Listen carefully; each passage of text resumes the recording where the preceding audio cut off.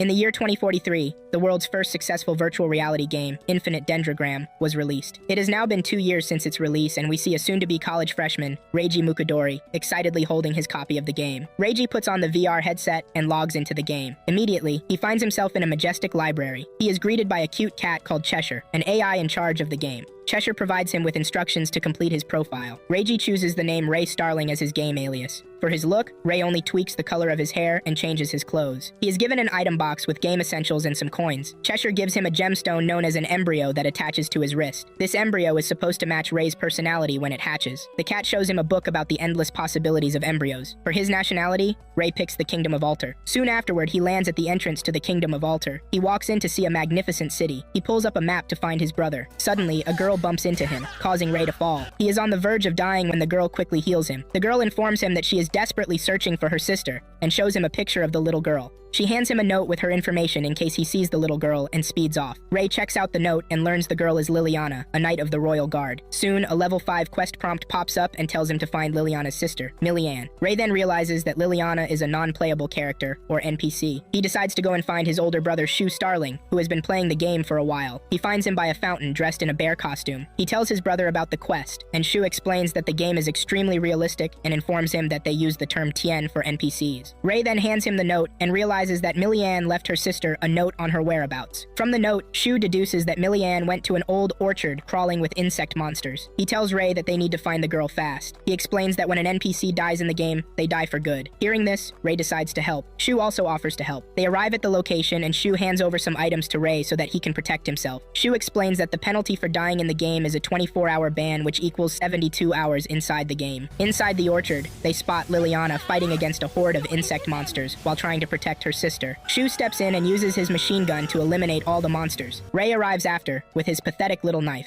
Liliana is surprised to see them, but thankful for their help. Shu notices that the quest doesn't end even after recusing the girls. Their victory is short-lived as giant demi-drag worm emerges from the ground. The worm isn't even affected when Shu shoots it with the gun. Multiple demi-drag worms appear, and Shu tries to activate a spell. However, the worms attack him. There is no sign of Shu when the dust settles. One of the worms tries to attack Ray, but Liliana blocks it. She asks him to take her sister somewhere safe, while she handles the monsters. Ray quickly runs off with Mianne. On the way, he learns that Millianne wanted to buy berries to bake Liliana a cake. However, the shops didn't have a single berry. Then a crazy creep suggested she could obtain berries from the orchard. Suddenly, he notices that one of the worms is following them. He quickly picks up the little girl and dodges the attack. The situation was looking hopeless for him, but when he saw Millianne crying, Ray resolved to save her at all cost. He gives her the life-saving brooch from Shu and tells her to run to the exit. The worm hits him and disables all the protection Shu gave him. He drinks a potion to replenish his HP and tells Millianne to run. The worm hits him again, draining him. Ray drinks a sip of the potion again. After a few more attacks and taking his last sip, the worm loses interest in him and goes after the little girl. Ray chases after it, however, it's too late. The worm hits the girl, pushing her into midair. Ray catches her before she can take any more damage. Thankfully, she lives due to the life-saving brooch. Unfortunately, Ray is out of healing potions for himself. While on the verge of death, he summons his embryo. Unexpectedly, a protective shield forms around them, blocking the worm's attack.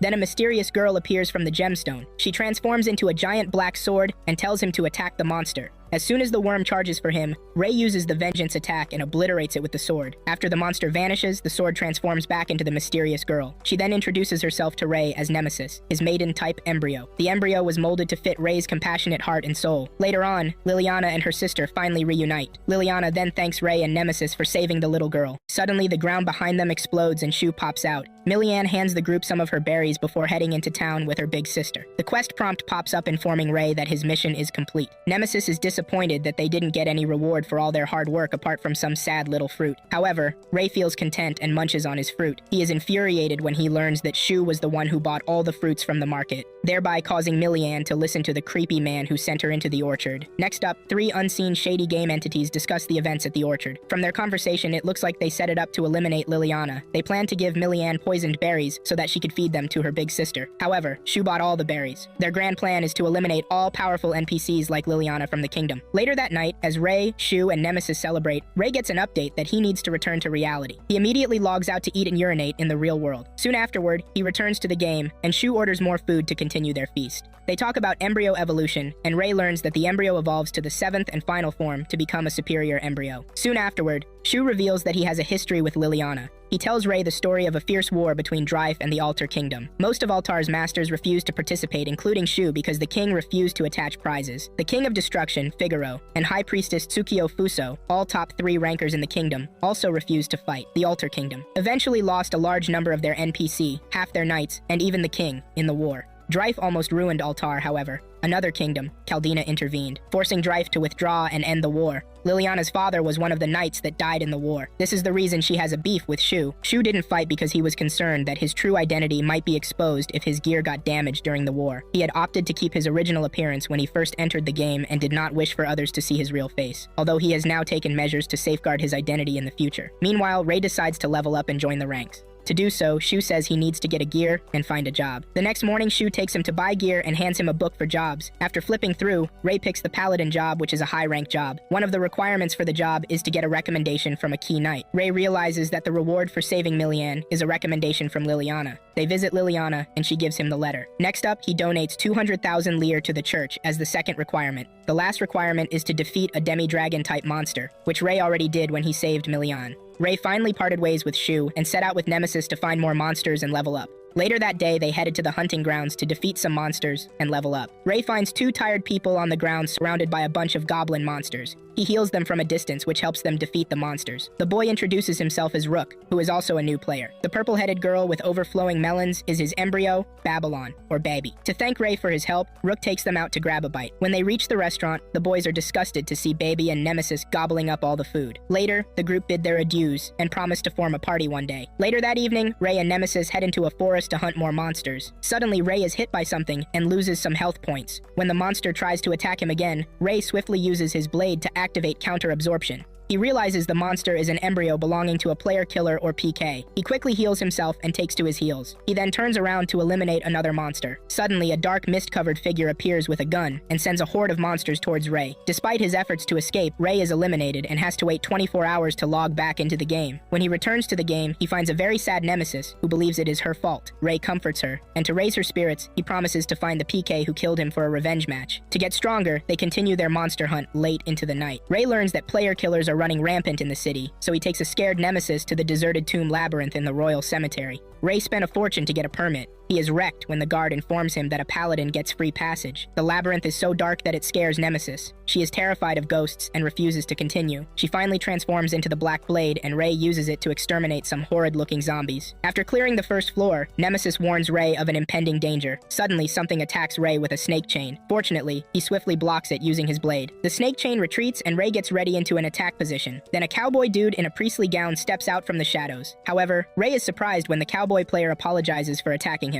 The duo immediately hit off. Shortly after, they sit to discuss, and the dude explains that he mistook Rei for a monster. Rei briefs him that player killers were running amok in the capital, so they decide to enter the labyrinth to level up. The cowboy dude says he's been inside the labyrinth for 5 days and set a new record by reaching the 48th floor. Rei and Nemesis are stunned when they learn he is the legendary Figaro, one of the top 3 rankers. Figaro recommends that Rei visit Gideon, the dual city. He explains that a player can die in the arena without getting logged out of the game. Figaro says that the passage to and from Gideon has been closed off. However, he assures Rei that he will do something about it. He promises the city will be free from PKs and encourages him to level up. As he leaves, he commends Rei and Nemesis for successfully blocking his attack earlier. After he leaves, the duo continue their monster hunt. Shortly afterward, they retire for the night. However, Nemesis is still traumatized by all the zombies Rei killed using her. The following morning, after an intense hunting session, Rei meets up with his allies Rook and Baby. Surprisingly, they didn't encounter any PKs on the hunting grounds. Rook speculates that Figaro might have eliminated them, but Rei remains skeptical. He believes that Figaro has journeyed to Gideon to uphold his promise of clearing the path. Suddenly, a mysterious girl named Maria Adler appears at their table. Maria introduces herself as a journalist and offers them information in exchange for payment. Rei offers to pay her, however.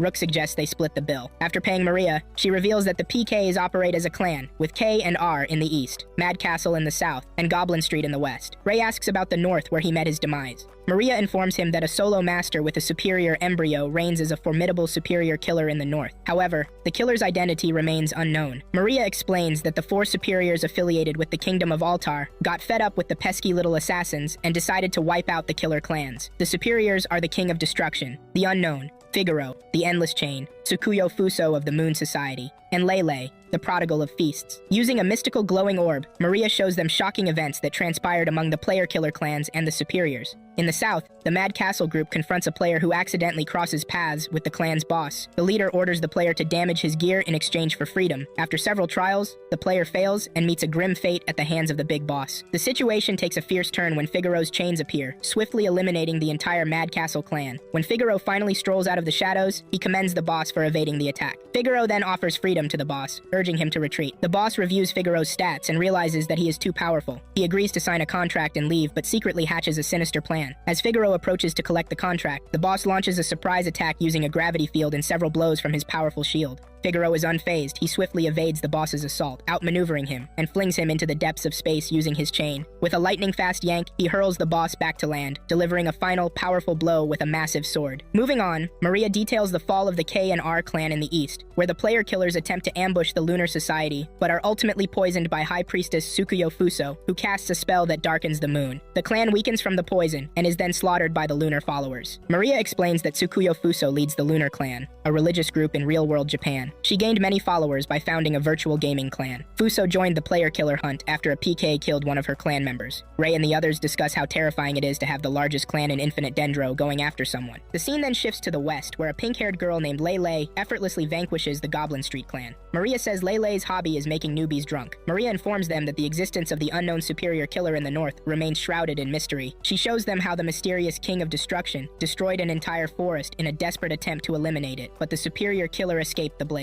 Rei and Nemesis eagerly anticipate the chance to seek revenge on the superior killer. They head toward the fire-ravaged forests. Along the way, they discover that Liliana and the knights worked tirelessly to extinguish the blaze. Shortly after checking out the forest, they stumble into another dimension and find Cheshire the AI cat, overseeing the restoration of the forest. Cheshire is taken aback by Rei's presence in the dimension, suspecting it may be linked to Rei's rare-type embryo, Nemesis. No player in the game can enter an AI's dimension. Rei asks Cheshire to explain, however, the cat dismisses him. The duo then discusses the criminal penalties in the game. According to the cat, a player in jail can always log out or die and re-emerge as a free player. Rei, however, thinks it's a shitty way since heinous game criminals can just return. After their tea time, Cheshire thanks the duo for keeping him company. Before they depart, Cheshire cryptically tells Rei that an ogre's heart is located in their stomach. Rei and Nemesis head to the guild to find job requests. Rei learns there has been a surge in requests since the road to Gideon opened. Rei also discovers that his new friend Rook has an unsettling job called a pimp. As a pimp, Rook has a skill for male temptation and enhancing female monsters. Rook, on the other hand, finds Rei's job as a paladin cool. Nemesis is excited when she learns they may run into big monsters with large prize money attached on their way to Gideon. Meanwhile, the dumb Babby is only interested in the food menu. Suddenly, Rei sees some men checking out the girls, including Rook, with his male temptation skills. He is shocked when Maria mysteriously appears again. She also has some business in Gideon and decides to join them as a party. They agree on a joint quest to deliver goods to Gideon and split the money. Soon afterward, they bid each other farewell and agree to set out together the next morning for their journey. Up next, we see a bunch of ogres attacking a group of merchants on their way to Gideon. Suddenly, an explosion destroys a carriage trying to escape. As the dust settles, a red giant ogre appears and crushes the people trying to escape. The following morning, the group sets out for Gideon on a carriage being pulled by Marilyn, a tri-horn demi-dragon. Rook won Marilyn as a reward for modeling for an artist. He also brandishes a jewel for storing monsters. The team is disappointed when they learn that Maria has zero combat skills. They run into another group fighting off ogres and decide to help out. Rook releases Marilyn and she swiftly runs down a bunch of ogres. Rei uses Nemesis to attack them while Rook and Baby enchant the ogres, making them fight each other. Baby excitedly achieves her second form as she drains an ogre of all its bodily fluids. As one of the merchants thanks Rei, an explosion ruptures, revealing the giant red ogre boss. Rei unwittingly blocks the attack using the counter absorption. He realizes that it is the unique boss monster, or UBM, Gardrandha. The monster releases poisonous smoke on the group. Baby flies Rook into midair to avoid the smoke. Meanwhile, Rei and Marilyn get weak from the intoxication. Marilyn uses her last strength to save Rei when the boss tries to crush him. Rook successfully recalls Marilyn into the jewel before the boss eliminates her. Babby is stunned when her enchantment spell fails to affect the boss. Rei then uses his ultimate vengeance skill to strike the boss, slicing off its fingers. Maria breaks a bottle of elixir on his face, instantly relieving him from the intoxication and weakness. She warns him that it is only viable for 180 seconds. Now in top form, Rei gets into a fierce battle with the boss. The boss is still kicking his ass. However, Rei heals instantly. Suddenly, Gardrandha's giant rock bird joins in the attack, but Rei evades the attack. Rook and Bobby fly into the air to handle the bird while Rei concentrates on the boss. Shortly after, Rei gathers his accumulated damage points for one ultimate attack. The boss reads his move and immediately attacks Ray with a large flame. However, Ray is undeterred and he leaps through the flame, pummeling the head of the boss into his neck. Unfortunately, the boss punches him hard to the ground. Ray tries to heal himself, however. The effect of the elixir wears off, leaving him with the intoxication and weakness from the poison. Meanwhile, the boss is still flapping around without a head. Just then, Ray finally recalls what Cheshire told him about the ogre's heart located in its stomach. Suddenly, Ray notices a confusing countdown on his board. He tries to figure it out, but just then the boss forms creepy eyes from his shoulders and sees Ray. The countdown reaches 0. And Nemesis undergoes an emergency evolution. A spectacular transformation occurs as Nemesis emerges as a giant, sleek black spear. This evolved form comes with a powerful new skill that automatically replenishes Ray's HP and eliminates the weakness caused by poison. Now at the peak of his power, Ray engages in an exhilarating battle with the boss and lands a devastating strike to its abdomen. However, Ray is left stunned as the boss immediately heals the wound. With her new skill, they can now use 3 counter-absorption attacks. Ray, unfortunately, learns that Nemesis cannot use their ultimate vengeance attack in her new form. The only catch is that once she transforms back to the Black Blade, the poison effects will take over Ray's body once again. He decides to risk it, and after a fierce fight that brings the boss to his knees, Nemesis transforms back into the Black Blade. Ray then charges to strike the final blow. However, the boss anticipates the attack and rains a giant flame on him. When the boss tries to strike with a fatal fireball, the superior killer's embryo suddenly attacks the boss and blasts its mouth. Ray takes the opportunity to land a deathly blow that destroys it. A screen pops up and rewards Ray with flame bracers for defeating the UBM Gardranda. After the battle, Marie gives Ray a healing potion, and he asks if she saw the superior killer. Maria says she saw a man firing a gun embryo earlier. As they ponder this, Rook and Babby arrive flying the giant rock bird. Rook tamed the bird and named it Audrey. A man joins them and thanks Ray for saving his family. A little while later, the merchant group uses a glowy mystic box to collect the souls of their fallen comrades. Maria explains that it is an NPC coffin. Ray feels emotional because it reminds him that his friends Liliana and her sister are also TNs that can be killed. He starts questioning if this world is really a game. Next, we see a mysterious game master reading the game updates on a screen. The game master is stunned that a low tanker is able to defeat a UBM. According to the game master, Ray defeated the UBM before it evolved into a superior unique boss monster. Finally, the team arrives in the bustling city of Gideon. Nemesis suggests they treat themselves to a feast. However, Ray drags her away for serious business. They head to the Adventurers Guild to deliver the goods and collect their payment. Later on, Ray informs the group about the huge amount of money he received from the boss ogre. The following morning, Ray and Nemesis head outside the city to test the flame bracers he won as a reward. Ray made a complete fool of himself while testing the weapons. He barbecued and poisoned himself several times. He ended up running out of HP after the test session. Suddenly, a mysterious, goofy figure in a penguin costume named Flamingo appears behind them and offers Ray a potion. Ray stupidly drinks it and suddenly develops animal ears. After checking a mirror, Ray is enraged and threatens the penguin. However, the penguin makes fun of him and runs away. Before leaving, the creepy penguin informs Ray that the ears will vanish by nightfall. Ray wonders how the creep knew his name. Later on, Ray and Nemesis meet up with Maria, who quickly makes a topless portrait of Ray. Ray then narrates how he got the ears. They are supposed to visit the man they saved from the ogre attack, but Ray feels embarrassed to show up with dog ears. Maria assures him that no one will care about it. The man doesn't notice Ray's ears when they arrive at his shop. He is however disappointed when Rook and Babby show up and comment on his dog ears. Rook asks him about the ears, but Ray is too tired to explain. However, he is stunned to learn that Rook has a skill that can read minds. Rook also shows off his new coat gear, Liz, who seems to have a life of its own. Later on, Ray decides to go buy a coat. Nemesis calls him a copycat. Ray's coat made him look like a goat and looked nothing like Rook's dashing white coat. After shopping, they find a lucky draw machine, and Ray squanders a lot of money trying to get a lucky ball.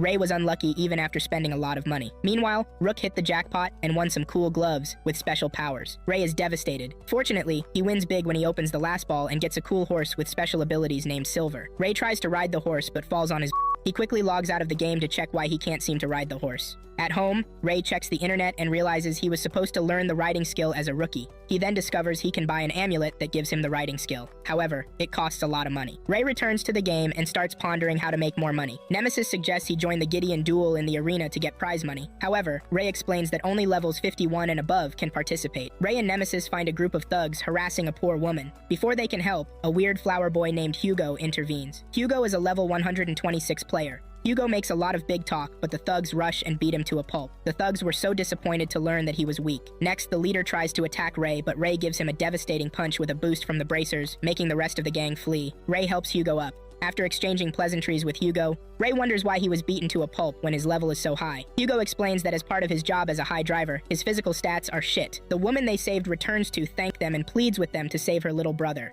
According to her, the Goose Maze gang abducts children and eats them when a high ransom isn't paid. Ray and Hugo are disgusted by the information and accept the quest without payment. After she leaves, a weird petite girl in white, Psycho, arrives dragging the bodies of the men who ran away. Ray notices the crest on her hand and deduces that she is also a player. She informs Hugo about the gang's base of operations in the mountains. Psycho makes fun of Ray and Nemesis. Shortly after, she gets into a childish fight with Nemesis. After a bit of resistance, the two ladies finally resolve to get along. Hugo then introduces Psycho as his party member. Ray and Hugo form a party and receive an official quest to rescue the missing boy. Hugo leads them to a clearing in the forest. There he immediately summons his weapon shelter. Inside the invisible storage, he summons a giant demi-dragon-type machine gear used by the Drive Empire. Hugo enters the machine and speeds off with them to the gang's hideout. Later on, they find a huge fort by the mountains. Hugo points out that the one thing maiden embryo owners have in common is that they see Infinite Dendro as reality instead of a game. Ray disagrees with him, however. It is obvious from his face that Hugo is right. Hugo then tells them the attack strategy. However, before they start, more wagons carrying children arrive. Psycho uses her listening skills and hears the gangs talking about slaughtering the children. Hugo immediately attacks the wagons and throws a smoke discharger clouding the enemy's vision, while Ray and Nemesis quickly sneak inside the fort to rescue the children. Inside the fort, they find zombies, and Ray's heart breaks when he sees they are children. Ray uses fire to barbecue them. After handling the zombies, he receives a purifying silverlight skill. The souls of the undead children ascend in the form of little lights, thanking Ray for saving them.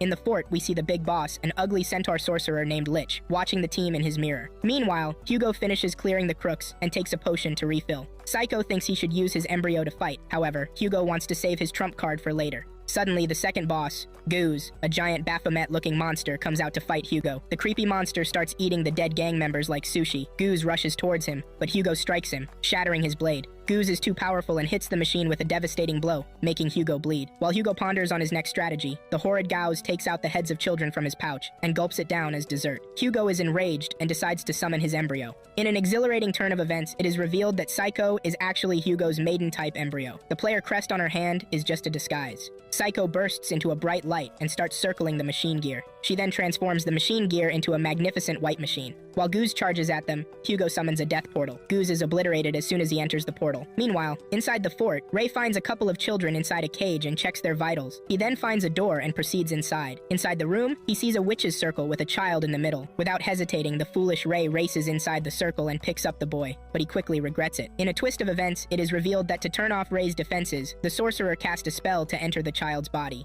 Immediately, Ray picks him up, and the boy stabs Ray with a blade. Ray remains on the ground paralyzed by the poisoned blade. Meanwhile, the sorcerer returns to his body most disgustingly. The sorcerer is pleased with himself and admires his dark energy crystal. This psycho sorcerer wants to become the immortal king of corpses. To do so, he turns lives into undead souls to complete his crystal. Unfortunately for him, Ray was carrying Nemesis in her spear form when he was attacked, which means the anti-poison skill was in place. The sorcerer is shocked when Ray slices off his hands. He casts a spell to curse Ray, but Nemesis nullifies the effect, and Ray angrily slashes him. Ray's spear is now equipped with purifying silverlight, preventing the sorcerer from regenerating. Upon realizing this, the sorcerer promptly awakens an army of undead children and flees to find the monster Gauze. As the sorcerer reaches outside the fort, he is shocked to discover Gauze in pieces. Hugo warns him to surrender, but the sorcerer refuses and turns around to run. Unfortunately, Ray was behind him. After much resistance, the sorcerer decides to use the precious crystal which he has been saving. He activates the crystal and releases a deadly gas toward Ray. The sorcerer is devastated when Ray blocks the attack with his blade. Ray points his spear at the sorcerer, making him scream like a freaking He offers Ray an enormous amount of money. However, Ray is unfazed and destroys him. Now that Nemesis is back to her human form, Ray collapses from the effect of the sorcerer's curse. Thankfully, Hugo gives him an elixir that clears the curse. Shortly after, Hugo shows him the sorcerer's inventory. However, Ray has no interest in taking valuables from the disgusting dead guy. Ray notices that Psycho is nowhere to be seen. They are shocked when she emerges from the giant white machine. After Hugo explains everything and reintroduces Psycho, the team heads back into the dungeon to rescue the children. Meanwhile, the surviving gang members return to collect the sorcerer's items and the kids inside the wagon. The gang jubilates when they find money in the box. One of them picks up a weird-looking pouch with an eye. The pouch activates, sticking to the man's hand. The pouch is a self-destruct button put in place by the sorcerer in the event of his death. The pouch kills the bandits and merges with their corpses, including the monster's head. The pouch bursts, forming a new gigantic undead monster. Meanwhile, we briefly see the game master receiving an update on the new unique boss monster. The AI immediately names the monster Goose Maze. Meanwhile, Ray and Hugo return from the dungeon with the kids and spot spot the monster destroying Hugo's machine. Rei's stats are also not looking good. A child stumbles across from them and grabs the monster's attention. However, Rei acts fast, blasting the beast with flames and striking it to the ground. Rei instructs Hugo to take the children away from the area while he deals with the monster alongside Nemesis. The creature begins to regenerate and attacks Rei. Rei realizes that the sorcerer is attempting to control the monster's mind.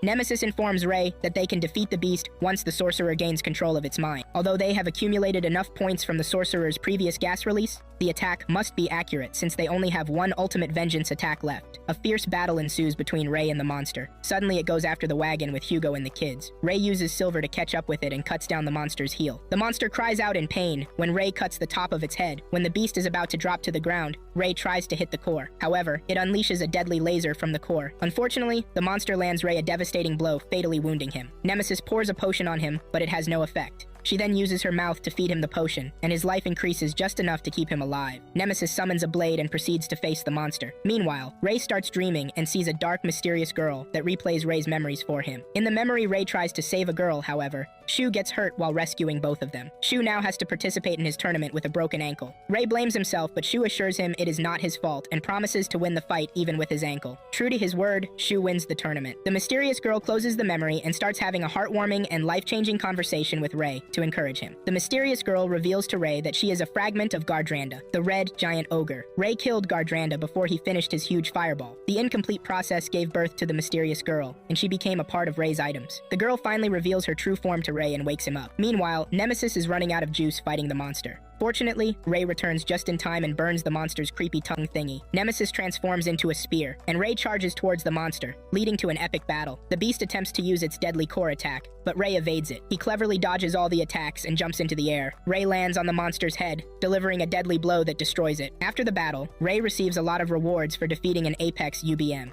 He gets a riding skill and rides Silver back to town. Rei also gets a skill that turns a grudge into MP or SP. On the ride back home, Rei ponders whether to stay in the game or return to his world for good. He finally decides to remain in the game and vows to take out anything that stands in his way. In a twist of events, we see Hugo having a shady meeting with the Penguin. Apparently, Flamingo has been wiretapping Rei through the potion he gave him. Hugo is glad when he learns that Rei survived the battle, although he worries that Rei might intervene in their shady plan. Flamingo tells him not to worry and assures him their plan will end with minimal casualties. The Flamingo takes off his costume to reveal a creepy guy who belongs to a group called the Triangle of Wisdom. The delusional group plans to end the war between Drife Empire and the Kingdom of Altar. Up next, we see a line of carriages moving on a dirt road. A little boy, Kang, tries to climb the top of a carriage and almost falls. Suddenly, a colorful metal claw belonging to a majestic creature with peculiar features catches him. The boy thanks the creature, referring to her as Master Shunyu, a superior of the Huang He clan. Shunyu senses danger and signals to Kong to duck. Suddenly she intercepts a bullet, which unexpectedly splits in two. The bandits who fired the bullet are spotted hiding atop a cliff. They belong to the Goblin Street gang.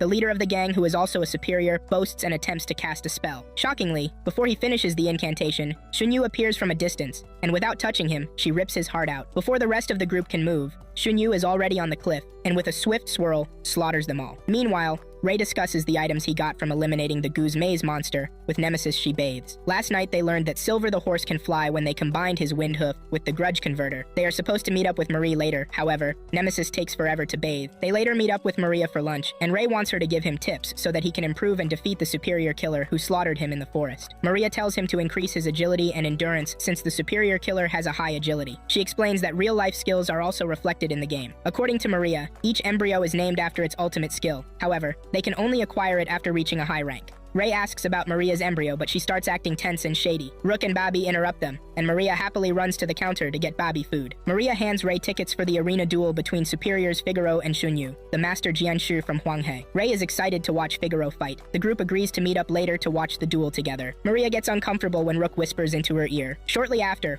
Rei and Nemesis collect his reward from the guild for defeating the boss monster. Rei is confused when he is handed a huge amount of money. He decides to find Hugo and split it up with him. Later, the duo finds Rei's brother, Shu, in the town square with music performers. Shu hands candy to the children around him to dismiss them. Suddenly, a strange girl joins them and takes the tiny little fuzzy monster off of Shu's head, and before they leave, Shu hands them some candy. The suspicious girl talks to the teeny monster, and from their conversation, it seems they are looking forward to a show during the duel in the arena. Shortly after Shu, Rei, and Nemesis stop by a cafe to talk. Rei learns that Shu and Figaro are best buds, and Shu is in Gideon to support him. Rei shows him their ticket, and coincidentally, Shu is also in the same viewing box as them. Nemesis munched on her cake while the brothers brothers talked about their adventures. Shu commends Ray for defeating 2 UBMs. Ray is also proud of his brother's adventure tales. According to Ray, Shu joined the Infinite Dendro the day it first launched. This means he is one of the first players to defeat a unique boss monster. Ray is shocked when he learns that Shu spends most of his days in the game. Shu finally leaves Ray and Nemesis in the cafe. Nemesis wants to know more about Shu's life in the real world. According to Ray, Shu is an uber-rich NEET. He won an overseas lottery and bought some apartment buildings. Ray narrates that Shu was the jack of all trades growing up. He became popular as a talented child actor and singer, and later on, Shu became a university teaching assistant. Suddenly, Psycho appears and gets into an argument with Nemesis about food. When Hugo arrived, Ray offered him some prize money, but he rejected it. After no persuasion at all, he accepts his half of the pay. Hugo is amazed that Ray has no single dubious bone in his body. Ray worries about Hugo wearing a Drive uniform. Ray learns it is an official uniform for Hugo's clan, the Triangle of Wisdom. Hugo assures him that wearing it in the city of Gideon is no problem at all. According to Hugo, he knows someone in the Drive Empire who made him join his clan. Hugo asks Ray to tell him all the details of the battle from last night, and Ray innocently recounts every detail, even the parts about his weaknesses. After his story, Ray and Nemesis decide to leave for the arena. Before leaving, Hugo cryptically tells him something about the West. After the duo leaves, Psycho notices that Hugo seems conflicted about their plans and tells him to quit. However, Hugo reassures himself and tells Psycho that he wants to proceed. Meanwhile, in the Altar Kingdom, Kang comes down with a serious fever. He apologizes to Shunyu for not being able to watch her duel. Shunyu realizes that she is late. She quickly grabs a young girl, Meihai the ambassador, and jumps out from the window amidst screams from the girl. Meanwhile, Flamingo is seen talking to someone on the phone. He informs the person that the Queen of Monsters withdrew from their plans because the first Princess of Altar won't be coming to the arena. Flamingo assured the worried caller that everything would go well. According to their conversation, the Queen of Monsters is the most powerful person in the Empire. Now that she is pulled out, there is a 50% chance of the plan flopping. Flamingo is hoping that the remaining 3, including himself involved in the plan, can pull it off. Flamingo has also won a lot of defectors to his side. The stupid penguin is certain that his plan is foolproof. Inside the stage of the magnificent arena, 2 players, Juliet the Fallen Knight and Chelsea the Great Pirate, are engaging in an epic and fierce duel, while Ray, Nemesis, Rook, Babby, and Maria watch from their box. Maria is the most experienced, so she explains things to them. Juliet activates her embryo's ultimate skill, a dark wind, while Chelsea summons molten gold. The 2 contenders attack each other, and Juliet finally wins. Meanwhile, Ray spots Shu and quickly leaves to look for him. Shortly, Ray finds Shu with Figaro in a lion costume talking about the fishy movements they noticed in town. Figaro is too popular in town, so he wears the costume as a disguise to move around town. While Ray discusses with the boys, Figaro almost spills a huge secret about Shu. However, Shu quickly changes the topic. Shu hands Ray a ring that can help them chat with each other. Before Ray and Nemesis leave, Figaro tells Ray to place a bet on him winning. After the duo leaves, Figaro and Shu discuss the duel. Shu thinks Figaro has a 50% chance of winning, while Figaro vows to win the duel. Soon afterward, Ray emptied his account to bet on Figaro winning. Nemesis furiously kicks his ass for the careless act. Junyu interrupts them, telling Ray that he is about to lose all his money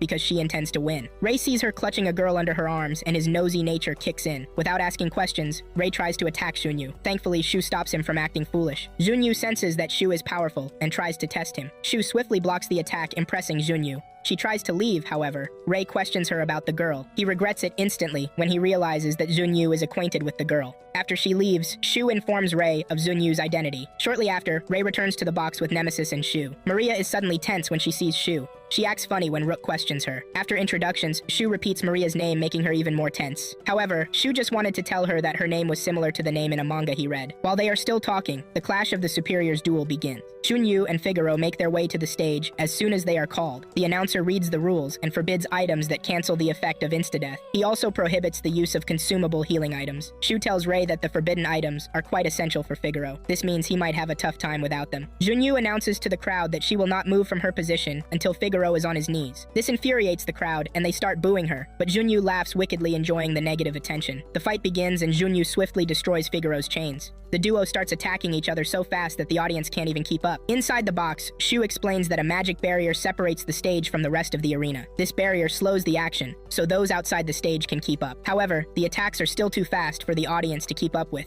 The barrier prevents attacks from reaching the audience. However, players at level 50 and below are not allowed to participate because their attacks pass right through the barrier. Soon afterward, the operators adjust the speed of the barrier, slowing down the fight for the audience. Junyu's golden arm continuously extends, leaving less room for Figaro to move. The golden arm is her superior embryo, which can extend infinitely and retract at a supersonic speed. Sunyu finally casts a lightning spell. Fortunately, Figaro blocks it. Sunyu then uses one of her talismans to summon a monumental blaze, but Figaro activates a protective barrier that saves him from the the flames. Ray and his friends are surprised that he sustained no damage. Shu informs them that it is because of Figaro's special cloak. While they discuss the fight, Rook recalls that he heard Junyu whisper a spell, although he is waiting to see the effect of the spell. Soon Figaro's defense bubble wears off and he starts coughing up blood. Junyu then brandishes Figaro's ripped out lung. She was aiming for the heart, but missed. The spell Rook heard Junyu chant was to summon her ultimate warping skills. The skill opened a portal into Figaro's body, while Zunyu's hidden legs ripped out his lung. She was aiming for his heart, but Figaro was moving around a lot. As the most experienced, Shu explained everything to the group. Ray wonders why Zunyu is not trying to move and finish Figaro since he is already on his knees. He learns that Zunyu is cautious because Figaro has never shown off his superior embryo, so no one knows what it is, except for Shu. Ray is shocked when Shu informs them that Figaro has been using his embryo since the beginning of the fight. Suddenly, all the gear on Figaro disappears, leaving him bare-chested. Junyu immediately starts attacking him. However,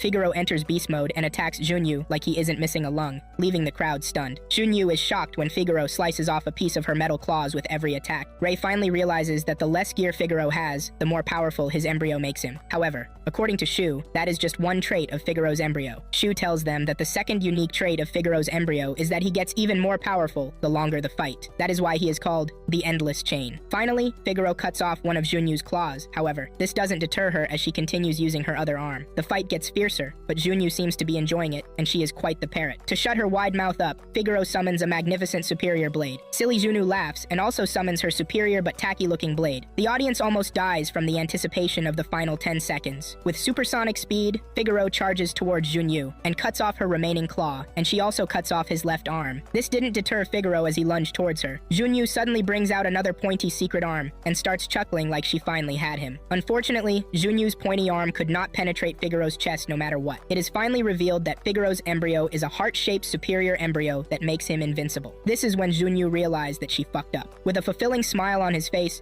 Figaro thanks her for her service and slashes her with his gorgeous sword. For the finishing blow, Figaro slices her into two. A wild blinding light ruptures through the arena and shoots into the sky as Junyu vanishes. As the light disappears, Figaro is declared the winner. A desert guy from Caldina discusses the awesomeness of the battle with another man. Suddenly, the desert guy detects something wrong inside the stage. The blue-haired girl with the squishy monster from earlier seems to know about the events about to take place. Everyone finally realizes that Figaro is frozen in time inside the stage. Suddenly, Flamingo the penguin arrives and starts walking on top of the barrier. The guy takes off the penguin suit, and the crowd realizes that he is the infamous mad scientist and the most hated guy in the entire Infinite Dendro world, Mr. Franklin, a superior from the Drife Empire. He was the man who slaughtered their king in the last war. Mr. Franklin recounts what he did, and even sets off fireworks to celebrate his epic comeback. Immediately, the crowd starts blasting him with machine guns and magic. However, the attack does not affect him. Suddenly, a bird lands on his hands, and with the snap of a finger, it transforms into the second Princess of Alter, Elizabeth. Mr. Franklin reminds them that the penalty for killing a royal is jail, meaning no one can kill him since he has her in his arms. The arena falls silent as everyone is in shock. Nosy Ray looks disgusted because kidnapping young NPCs is a mortal offense in Ray's book. Next up, a flashback shows that Maria had already met the princess before the tournament. Elizabeth escaped from her guards and was picked up by some shady men. However, Maria noticed this and saved her. She then ran away with the little girl when the royal guards arrived. Elizabeth and Maria spent time in town together before parting ways. Back in the present, Franklin is still addressing the crowd when a stupid player starts shooting and gets a mouthful from Maria. Franklin is enraged and snaps his finger. Suddenly, the shooter is engulfed in an oxygen slime that eliminates him instantly. The audience starts panicking, and a moron who obviously never went to school foolishly decides to strike the oxygen slime with fire. Immediately, an explosion ruptures inside the arena. Soon afterward, the scattered slime starts regenerating. Franklin hits the button on a tablet, and more oxygen slime appears in the arena. He warns that the slime will automatically appear around the city in an hour if they don't destroy the switch or eliminate him in an hour. Franklin then declares that the Hunger Games can begin. Shu, Ray, and his friends deduce that Franklin has other underlying plans and wants them to fail. They hear a commotion and rush out to the lobby. Ray notices that Maria is nowhere to be seen. Out in the lobby, the crowd is trying to break down the barrier. However, it doesn't budge. Immediately, a monster projector appears, and Franklin resumes talking. He warns that a monster will be released somewhere in town every time they try to break the barrier, and if the barrier is broken, thousands of monsters will flood the city. Another moron destroys the projector with magic.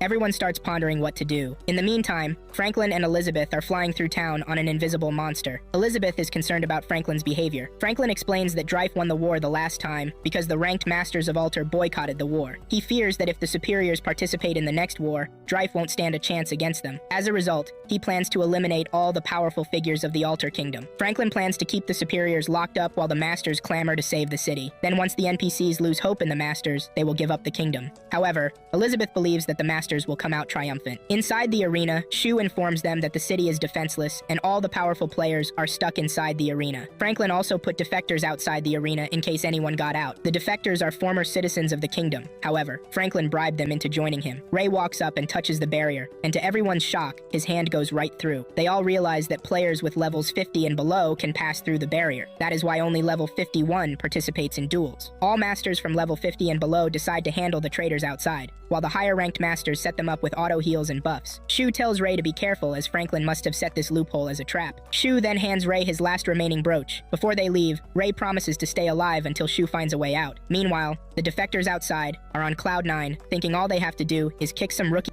and then get paid with large bills. However, their excitement disappears when Ray and the other rookies bring down hell. Before the leader can say Jack, most of his team had been overthrown. A redhead almost barbecues Ray with flames. Thankfully, he is saved by the brooch Shu gave him. Ray easily eliminates the redhead. The captain of the defectors faces an armored suit and defeats it. However, it is revealed to be Liz, Rook's coat. While he is distracted, Liz stabs him and floats back onto Rook as soon as he arrives. Before he dies, the captain heavily regrets his decision to defect. Meanwhile, Franklin watches the whole show from the sky and is quite stunned at how fast they defeated his cronies. Franklin shows Elizabeth a tablet he uses to monitor his plans and evade anyone trying to attack him. He positioned different powerful superiors all over the city and monitored them using his tablet. Turns out Franklin has prepared a plan A to Z. Franklin is distracted with his plaything when the famous superior killer attacks him and takes Elizabeth. In a twist, it is revealed that Maria is the superior killer, Death Shadow, who slaughtered Ray in the north. Franklin and his Aladdin mat monster come crashing to the ground. Meanwhile, Ray remembers when Hugo mentioned the West, so he heads toward the West Gate with Rook, Baby, and Nemesis.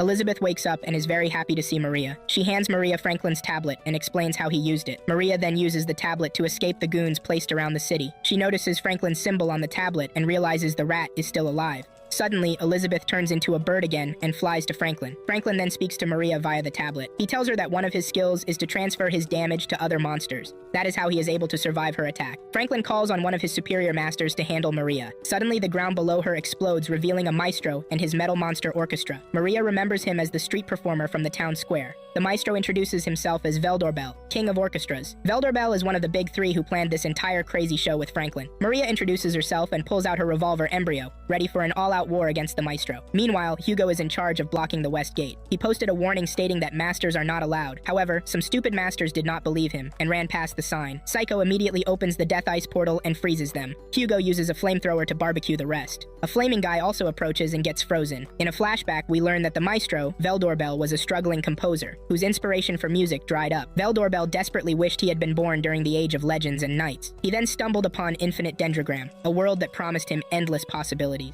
Back in the present, Maria and Veldorbel engage in a fierce battle. Maria gets frustrated when none of her bullets get through to him. Suddenly, his musical monsters begin playing a harmony that sends huge shockwaves, crushing everything in its path. Maria evades their attack, however. She realizes that he is using 3 sound-based attacks at once. Veldorbel's 3 beasts each have a different skill. One uses sonic vibrations to crush everything in its path, the second uses sound-based hypnotic attacks, and the third uses ultrasonic slash attacks that can cut through anything. Maria swiftly evades all 3 attacks. Maria can't find an opening to attack him, as the music creates a barrier around him. Suddenly, he signals the beast to stop playing and announces a solo performance. Maria thinks that this may be her only chance. However, she is hit by a force that ruptures a blood vessel. Unexpectedly, it is revealed that Vertibel has a 4th musical monster hidden in the sky. On Veldorbel's signal, all 4 monsters start playing together, and Maria is instantly enveloped in a giant tornado. Inside the chaos, Maria recalls her pathetic life before she found Infinite Dendro. Maria was a comic book writer, however. The comic publication was suspended. One day, Maria is over the moon when she gets another opportunity to restart her manga series. However, her mind had gone blank, and she couldn't draw. One day, she stumbled upon Infinite Dendrogram, and decided to base her profile on the heroine from her manga. Back in the present, the tornado has disappeared along with Maria. Veldorbel scans the area through sonar for a heartbeat. He concludes that Maria is dead when he doesn't hear any heartbeat. However,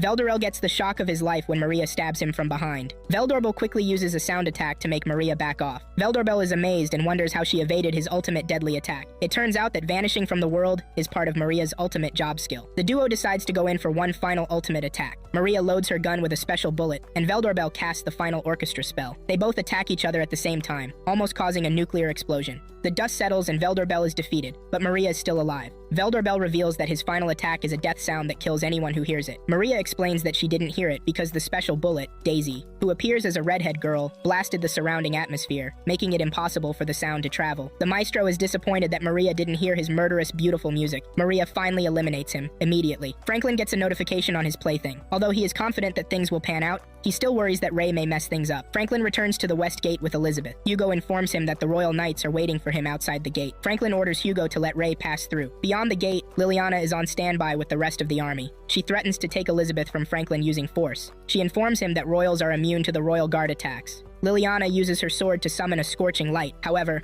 Franklin is wearing a life-saving brooch. As soon as the army charges towards him, Franklin summons a huge, disgusting monster covered with eyeballs. The scene flashbacks to real life, where it is shockingly revealed that Hugo, real name Yuri, was born as a rich girl in France with an older sister named Francesca. Yuri's father was a horribly abusive asshole. Francesca, however, protected and loved Yuri. Francesca learned how to mold tiny clay animals from her grandfather. However, her wicked father wasn't happy about it. He tried to force her into marriage with an old smelly man, causing Francesca to run away from home and never return. After that, Yuri blamed herself for not protecting the women in her life and wished she was a strong man. After her parents' divorce, Yuri found Infinite Dendrogram and modeled her character, Hugo, as a male knight who fights for helpless women. Back in the present, Psycho urges Hugo to quit the show. However, Hugo believes that it is the best way to avoid a war and prevent more casualties. Hugo blindly believes that Franklin will only hurt players. Soon afterward, Ray and his friends arrive at the West Gate. Hugo tells Ray he must proceed through the gate alone, without the others. Rook tells Ray to go on while he handles Hugo. However, when Ray tries to pass through, Hugo challenges him to a fight. They charge toward each other, and Ray uses the counter-absorption to block Hugo's attack. He then strikes Hugo with his ultimate vengeance attack and rushes out of the gate. After the fight, Hugo becomes conflicted about deceiving Ray. Rook and Baby doesn't give him time to feel bad and start attacking him. Rook expresses his hate for Hugo and calls him a despicable two-timing beach. Rook continues to ridicule Hugo, infuriating him. Hugo attempts to blow Rook up with a flamethrower, but Rook evades the attack. They then yapped on like parrots and challenged each other to a fair battle. Meanwhile, outside the West Gate, the psychopath, Franklin, was admiring his ugly monster's work with the Royal Guard. Maria and her comrade, Lindos, try to destroy the hideous monster with a joint scorching spell. However, it doesn't affect the beast. The monster starts shooting light balls at them instead. Suddenly, Ray attacks the beast with a giant fireball. Franklin, on the other hand, is obsessed with Ray and is overjoyed when he arrives. In a flashback, we see Rook's life in London before Infinite Dendrogram. Rook's father was a detective and his mother was a thief, from whom he learned the art of persuasion. After losing his parents in a plane crash at the age of 15, Rook discovered his father's investigation into the shady game, which led him to join it. Meanwhile, in the present, Rook and Hugo are locked in an intense battle. Rook cleverly anticipates all of Hugo's moves, while the special glove he obtained protects him from Hugo's freezing death portal. Although one of his arms begins to freeze gradually, Rook summons his gear, Liz, to help him evade the attacks while he figures out a winning strategy. Additionally, Babby and the Beast, Marilyn, continue to attack Hugo, as Rook contemplates why the freezing portal doesn't affect them. Suddenly, as Rook is deep in thought, Hugo charges towards him. Despite Babby's warning, Rook is lost inside his head, and Hugo slams into a wall. Regaining his footing, Rook realizes how to defeat Hugo. Hugo is infuriated, as Rook describes the workings behind his freezing death portal. He also deduces that Hugo's real identity is a girl. Rook tries to mess with Hugo's head by calling him out for betraying Ray. He takes it a step further by expressing his hatred and ridiculing Hugo. Unfortunately, Hugo lets Rook's words get to him and launches an attack on him. Suddenly, Rook fuses with Babby and Marilyn. He then transforms into a naughty little devil. He viciously strikes Hugo, dealing significant damage to the machine gear. Hugo obscures Rook's vision with a smoke bomb and attempts to slash him. However, Rook evades his trick. Hugo eventually realizes that Rook's annoying speech from earlier was a distraction, buying time for Baby to complete her preparations. The two rivals engage in a final explosive ultimate attack. Hugo's deadly blow hits Rook, separating him from his embryo and Marilyn. Hugo breathes a sigh of relief, thinking he has succeeded. Unknown to him, Rook is the ultimate master of deception. His gear, Liz, has already infiltrated Hugo's machine gear, while Baby and Rook hypnotize him. Meanwhile, Ray's attempt to destroy the ugly monster did not work. Franklin starts a live broadcast on TikTok, allowing the entire city to witness his deranged actions. He intends to show the Kingdom of Alter that he could destroy their heroes and crush their spirits. From the safety of a protective bubble in midair, Franklin started taunting Ray. With a bold move, Franklin tosses his new iPhone 15 Pro Max into the mouth of the horrifying beast. He proclaims that the phone will trigger World War Z in 15 minutes. To stop the nightmare, they have to destroy the beast. Suddenly, the beast lights up and attacks Ray, Liliana, and Lindos. The trio narrowly evades the attack, but a stray ball of light hits Ray, who remains unfazed. Despite this setback, Ray is determined to gather damage points and unleash his ultimate vengeance attack on the beast. Nemesis alerts him to a problem, but she can't pinpoint it. When Ray finally strikes the monster, he is shocked to find that his ultimate attack has no effect. The beast retaliates, but Ray manages to escape on his horse, Silver, just in time. Franklin is delighted and confesses that the potion he gave Ray as the penguin was actually a slime that transmitted all of Ray's data and mood. He used this information to make the beast immune to Ray's attack. Franklin, obsessed with Ray, names the beast the Ray Starling Killer, or RSK for short. Ray is stunned by Franklin's intense fixation on him. Franklin reveals that it stemmed from Ray thwarting his plan to eliminate Liliana in the orchard. As a sore loser, Franklin made it his life mantra to destroy Ray. Ray feels a surge of anger after he recalls what little Millyanne endured. He rushed towards the beast to test a theory, but was struck by a light ball. Fortunately, Liliana instantly heals him. After getting to safety, he informs Liliana that RSK is merely a decoy. The real monster attacking them was concealed within the hideous eyeball creature. Franklin informs Ray that there are only 5 minutes left until Armageddon. However, Ray remains confident that he can defeat the beast within that time frame. Ray realizes that the slime, feeding Franklin information, had been deactivated before acquiring one of his latest skills. Despite knowing that the battle could be fatal, Ray is willing to stake everything for one final showdown. He instructs Liliana to rescue her fallen knights, while Lindos takes on the task of distracting the beast. Ray then harnesses the grudge skill acquired from defeating the evil sorcerer, drawing energy from the collective grudge of the city into a massive dark hole. As Franklin commands the beast to move, Lindos intervenes by blocking it with a scorching holy flame. Ray unleashes the compressed air above the beast's head, resulting in a massive explosion that leaves its head vulnerable. Though the beast attempts to regenerate, Ray plunges his fist into its head and incinerates it from the inside using his braces, thus putting an end to the horrifying ugly creature. Ray is left severely injured after the resulting explosion from the battle. Liliana is frantic as she desperately tries to heal him, but his arm is completely charred, making the task seem almost impossible. Franklin applauds Ray for an entertaining battle. Franklin goes back on his word and pushes the trigger button on his spare tablet to release Armageddon. Liliana asks the knight to watch Ray while she faces Franklin. However, Franklin summons a gigantic demi-dragon to handle Nemesis and Liliana. Franklin then checks on his World War Z plan. Unfortunately, he realizes that Maria has deactivated all the monster pods he placed around the city. Meanwhile, on the other side of the gate, Rook has captured Hugo and Psycho. It turns out Hugo only knows about Franklin's plans A and B, but Rook tells him that Franklin would never give up. Franklin had vowed never to slaughter NPCs, and naive Hugo believed him. Hugo passionately defends Franklin when Rook attempts to slander him. Rook is convinced that Franklin has an even more horrifying plan in store. To Hugo's astonishment, Franklin declares his Plan C, to unleash over 50,000 monsters and annihilate everyone in the city of Gideon. With the snap of a finger, the camouflage behind Franklin disappears, revealing a gigantic spider dragon with a fortress on its back. This monster is Franklin's superior embryo, Pandemonium. The box-shaped fortress on Pandemonium's back is a factory for monster production and storage. Following Franklin's command,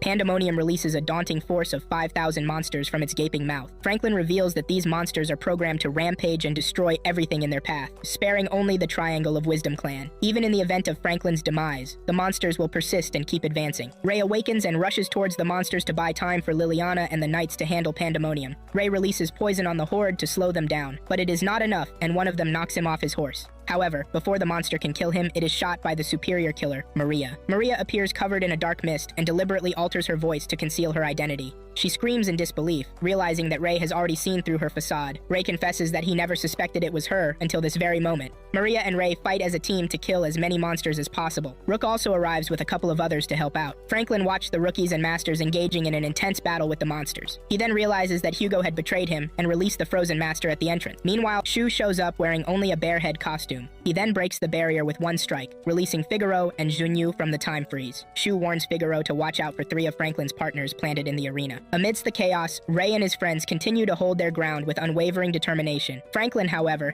is seething with anger at the interference caused by the newcomers and decides to unleash the demi-dragon. The giant beast annihilates the fighters at an alarming rate. Maria prepares to shoot the beast, but it swiftly evades her and makes a move for Ray. Ray decides to battle the monster, even if it means losing his life. Despite the imminent danger, Ray fearlessly prepares to confront the monstrous creature, willing to risk his own life. Fortunately, Shu arrives just in the nick of time and beheads the demi-dragon with a lightning speed kick. Shu commends Ray for staying alive like he promised. He then uses a ring transmitter to communicate with Franklin. Shu finally reveals his true identity as the mysterious King of Destruction and issues a grave warning to Franklin, vowing to eradicate every one of his prized toys. In an exhilarating display of power, Shu single-handedly starts destroying the monsters like a freaking piñata. This leaves Franklin distraught as his cherished creations are torn apart like paper. Meanwhile, Junyu is left awestruck by Shu's phenomenal strength. Figaro explains to her that Shu's dabbled in martial arts, making it possible for him to predict the enemy's every move. Junyu and Figaro started discussing Franklin's plan D. Figaro revealed to her that Franklin might have hidden something nasty beneath the stage. Junyu decides to handle the potential threat lurking below the stage, while Figaro remains on stage, prepared to deal with any funny business from the two strongest members of the Triangle of Wisdom. Meanwhile, the suspicious blue-haired girl in the audience continues her telepathic communication with her squishy monster. Franklin is totally done with Shu's antics, and decides to release the remaining 50,000 monsters. But out of nowhere, Shu brings out his embryo, a massive battleship, and starts wiping out a bunch of monsters all at once. The battleship goes on an epic monster-killing spree,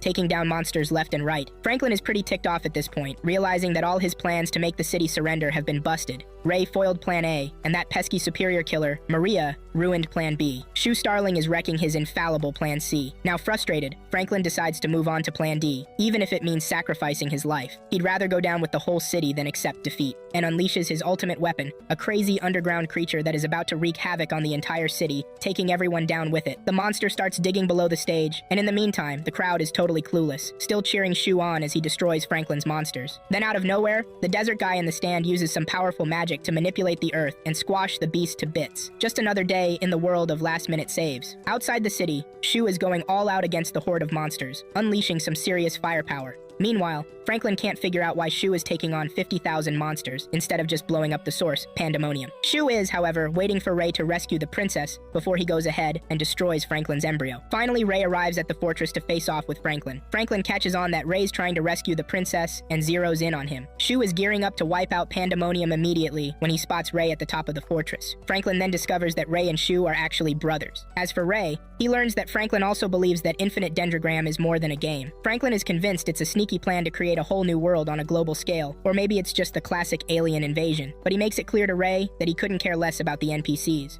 whether they're real or not. Franklin assumes it is a plan to build another world on a global scale, or just a good old alien invasion. However, he tells Ray that he doesn't care about the NPCs, whether or not they are real. According to Franklin, with the same power, he would do the exact same thing in the real world, even if it meant sacrificing thousands of real people. Ray is utterly disgusted by Franklin's psychopathic tendencies. Franklin's twisted desire was to obliterate anyone who stood in his way. Unable to act on his impulses in real life, he had resorted to unleashing his rage within the world of Infinite Dendrogram. Their conversation is abruptly interrupted by a massive explosion. Franklin turns around to see Shu launching an assault on the fortress. He quickly checked on the princess, and to his shock, she had vanished. Franklin is confused because he has been watching Ray the whole time. Ray reveals that he was merely a decoy, and Maria already saved the princess while Franklin was distracted with him. As Shu intensifies his attack on Pandemonium, Franklin feels totally crushed because he knows his time is running out. Franklin had studied Shunyu and Figaro's skills during the superior clash in the arena, hoping they would be the ones to attack him. Regrettably, he failed to factor the formidable King of Destruction into his plan. Ray charges toward Franklin, but Hugo swoops in with his machine gear, blocking Ray's path. Nemesis advises Ray to take it slow and rack up points for a solid vengeance attack. However, Ray is ready to give it all up and be reckless. Hugo reveals that Franklin is his sister Francesca and vows to protect her no matter what she has done. Hugo and Ray fiercely charge toward each other. Ray immediately slashes off the machine gear arm. Hugo uses the other arm and manages to cut off Ray's charred arm. Not fazed in the slightest, Ray grabs his sword in midair with his mouth and proceeds to stab the machine gear. He then unleashes the vengeance attack, which breaks through the armor, eliminating Hugo. Ray immediately charged at Franklin, punching him with his left arm and scorching him with the flame bracers. Ray loses his last remaining arm. Surprisingly, Franklin accepts his defeat without putting up a fight, and Ray starts plummeting from the sky, unconscious. Nemesis swoops in on the horse and rescues him. Back on the ground, Liliana uses her healing powers to restore one of his arms, but she can't save the other. Maria reveals that the only person who can fix his arm is the High Priestess of the Lunar Society, Tsukuyo Fuso. However, Ray is too scared of her, especially after the chilling tale Maria showed them the last time. Ray gladly decides to make do with one arm and continue using Nemesis with his mouth. Nemesis is flustered and quietly wonders if it counts as locking lips with each other. Later on, Figaro takes Shu and Junyu out for a celebration. However, Junyu reveals that she's underage and will stick to drinking juice. Figaro informs Shu that the King of Beasts didn't cause any trouble in the arena. Surprisingly, it is finally revealed that the blue-haired girl is the Queen of Beasts, and her squishy cute monster is the physically strongest King of Beasts. Initially, the duo was also in on Franklin's plan, but they bailed out at the last minute. Junyu informs Shu that someone crushed the beast underneath the stage before she got to it. Shu reveals that Fatum, known as the Earth, must have destroyed the beast. Shu explains that Fatum probably came to help in case Franklin's plans got out of hand. Fatum is the desert guy who crushed the Earth Eater beneath the stage, and he is the magically strongest superior in Caldina. Shu informs Junyu that he once had a duel with Fatum, and it was so disastrous that the game's AI had to call it off. Meanwhile, Fatum is seen in a carriage on his way back to Caldina. After Franklin and Hugo respawn, Franklin tells Hugo to leave the clan. Franklin then asks Hugo why he rescued him on Pandemonium. However, Hugo doesn't know why he came back for Franklin. Seeing Hugo upset, Franklin comforts him and gives him a birthday present. Franklin tells him to go on a trip and figure out what he wants to do next. After a difficult farewell with Franklin, Hugo and Sayo take their leave. With Hugo's departure, Franklin is ecstatic to be free of what he perceives as a hindrance. With Hugo out of the picture, Franklin is all set to go full-on villain mode and take down Ray Starling. Next up, Liliana attends the burial of her fallen brethren. She feels a deep sense of despair knowing that her kind is the only one truly affected by Franklin's madness. Suddenly, Lindos rushes in to inform her that the mischievous Elizabeth slipped out again. Meanwhile, Elizabeth is at the arena to watch Ray and Maria fight in a duel. Elizabeth thanks Ray for saving her life. Ray screams in frustration when she says that she sneaked out. Maria informs Ray that the people of Alter have been trying to find him a good name. Before diving into their duel, Ray picks the name Ray the Unbreakable. In the final episode, we see Ray back in the real world finally getting down to finishing his college admissions process. He runs into a girl that seems eerily familiar.